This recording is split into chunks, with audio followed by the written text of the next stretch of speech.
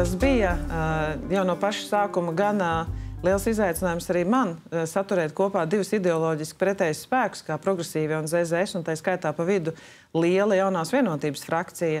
Vai tas ir bijis viegli? Noteikti nē. Un man šo jautājumu, kā saturēt kopā šo ideoloģiski pretrunīgo koalīciju, uzdot bieži, bet šis jau ir 3. budžets, kuru mēs gatavojamies apstiprināt. Un esam pavadījuši daudzas stundas šobrīd debatējot par nākamajiem posmiem budžetā. Un jāsaka, sarunas ir gana konstruktīvas, protams, izaicinājumi ir, bet šobrīd izskatās, ka, man jārod daudz spēka sevī, bet šobrīd esmu viņu spējusi saliedēt tik tālu, ka mēs esam daudz priekšlikumus izrunājuši, kas ir jārisina ministru kabineta līmenī un būs jāstrādā pie šī.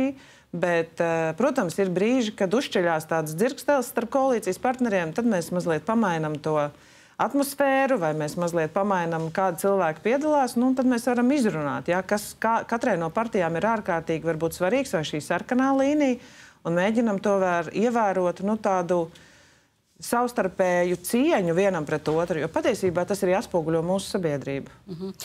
Jūs teicāt, pamainot to, kāda cilvēka piedalās, ar to jūs domājat pamainīt ministrus, kur... Nē. Reizēm vienkārši vajag pamainīt tā kā atmosfēru sarunās, kāds iziet ārā, mazliet nokūst temperatūru, kāds padzer kafiju, tad atnāk atpakaļ un var šaurākā lokā parunāt, tad atkal plašākā, jo, reizēm man kā tādam psihologam ir jāstrādā un jāsaprot, kas katram ir svarīgi vai kas katram ir tas sāpju slieksnis, kuru nedrīkst pārkāpt.